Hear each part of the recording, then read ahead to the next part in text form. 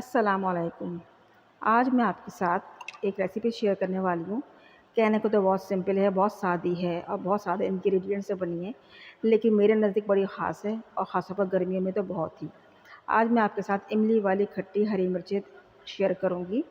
بہت ہی سمپل ہے اور گرمیوں میں انڈا نہ کھانا ہو، کچھ نہ کھانا ہو تو آپ اس کو ناشتے کے ساتھ، کہیں جانا ہو، سفر میں ہو، پکنک میں ہو، آپ اس کو لے جا سکتے ہیں اور اس کو آپ پریزرو بھی کر سکتے ہیں فریج میں۔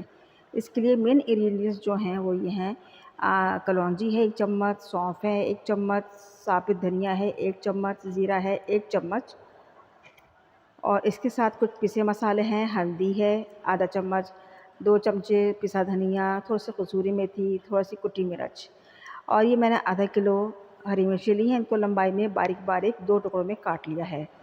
اب ہری مرچوں کو میں چھننے میں لوں گی، اس کو پلیٹ میں رکھ کر اچھی طرح پھٹکوں گی۔ اس سے یہ ہوگا کہ ہری مرچ کے ایکسٹرا بیج جو ہیں وہ اس میں سے نکل آئیں گے اور آپ آرام سے ان کو، اس سے فائدہ یہ ہوگا کہ جو لوگ تیکھی مرچی نہیں کھاتے ہیں، کم مرچی کھاتے ہیں، وہ بھی آرام سے یہ ہری مرچیں کھا سکتے ہیں۔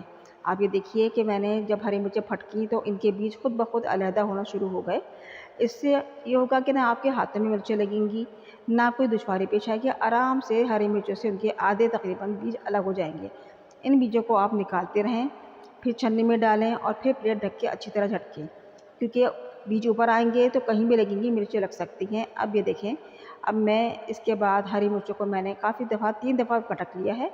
اب ان کو میں الگ کروں گی۔ یہ دیکھیے تقریباً 50% بیج ہری مرچوں سے نکل آئے ہیں، اور اب آرام سے آپ یہ ان کو بھلے آپ پھینک دیں، یہ کسی کام کے میرے نزدیک تو نہیں ہے۔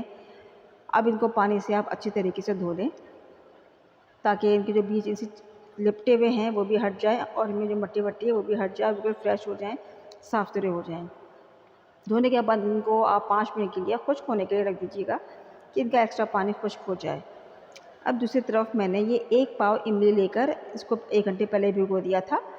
اس کے میں نے بیج نکال دی ہیں اور یہ خالی پلپ ہے، مطلب آدھا کلو ہری مرچوں میں 1 پاؤ املی کا پلپ، کیونکہ املی سے جو ہے نا تھوڑی کھٹاس ہمیں ڈالنی ہے، کیونکہ نام ہی اس کا کھٹی املی والی مرچیں ہیں، تو ہمیں املی کا پلپ 1 پاؤ لینا ہوگا۔ اور یہ ہری مرچیں ریڈی ہیں، اور یہ جو میں نے مسالے سارے لیے تھے خشک مسالے، ان کو میں نے کوٹ لیا ہے دردرا سا۔ اب ان کوٹے مسالوں میں ہم سارے پسے مسالے یکجان کر لیں گے، مکس کر لیں گے، اور اس میں پھر اب آپ جو ہے ان کو اچھی طرح مکس کر لیجئے یہ سارے۔ اب آپ 1 پاؤ تیل لے لیں، مطلب آدھا کلو ہری مرچوں میں 1 پاؤ آئل چلے گا، کیونکہ ہمیں اس کو گیلا گیلا رکھنا ہے، آئل میں ڈبا ہوا رکھنا ہے، اچار اسٹائل میں بنا رہے ہیں، تو اس میں آپ 1 پاؤ لیجئے۔ اب اس میں تمام خشک مسالہ جات جو تھے، جو ہم نے کوٹے تھے، ان کو ڈال لیجئے اور ان کو اچھی طرح بھونیے۔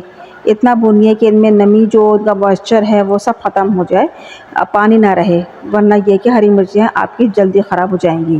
اور میں سارا پروسیجر دھیمی آنچ پر کر رہی ہوں، تیز آنچ بالکل نہیں ہے، ورنہ مسالہ لگ جائے گا تو جلنے کی بو آئے گی۔ آپ دیکھیے میرے مسالے بالکل، مجھے ہارڈلی 3 منٹ لگے تھے۔ اس کو آپ اچھی طرح بھون لیجئے دھیمی آنچ پر، مسلسل چمچہ چلائیے۔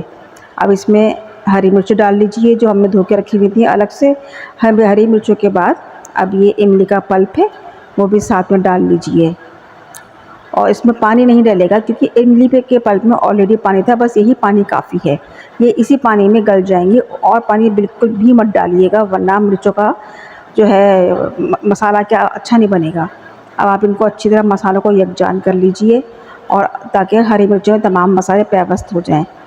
اب آپ 1 چمچ سرکہ لیجئے، اس کو اس میں ڈال لیجئے۔ سرکہ یہ کام کرے گا کہ اگر آپ کو 2 سے 3 ہفتے پریزرو کرنے ہیں ہری مرچوں کو، تو یہ ان میں فنگس لگنے نہیں دے گا، اور اس کے بعد اس کا رنگ بالکل فریش رکھے گا، ہرا ہرا۔ اور آپ آج دیکھیے، میں نے اس آنچ پہ ہری مرچیں بنائی تھیں۔ اب میں نے ان کو ڈھکن دے دیا ہے۔ ڈھکن دینے کے تقریباً 5 منٹ بعد جو دھیمی آنچ پہ ہری مرچیں گل رہی تھیں، جب میں نے ڈھکن ہٹایا تو کچھ ان کا جو شکل تھی وہ اس قسم کی تھی۔ آپ خود دیکھ سکتے ہیں کہ اس میں بالکل پانی خشک ہو چکا ہے، یہ اپنے ہی آئل میں گل رہی ہیں اور ان کا رنگ چینج نہیں ہوا ہے، ہلکا سا بس بالکل گل گئی ہیں، ان کا رنگت گلنے والی ہے۔ اور اب یہ اس پروسیجر پہ آ کے آپ کی ہری مرچی بالکل ریڈی ہیں۔ مجھے اس تمام کام میں صرف 10 منٹ لگے تھے، اور لیجیے آپ کی کھٹی املی والی ہری مرچیں ریڈی ہیں۔ میں نے اس کے ساتھ فوراً گرم گرم پراٹھا بنایا تھا، اور پراٹھے کے ساتھ میں نے اس کو پراٹھے کے ساتھ انجوائے کیا، چائے کے ساتھ انجوائے کیا، اور انڈے کی ضرورت پڑتی ہی نہیں ہے۔ اور آپ بھی انجوائے کیے اور اپنا فیڈ بیک ضرور دیجیے گا۔ شکریہ۔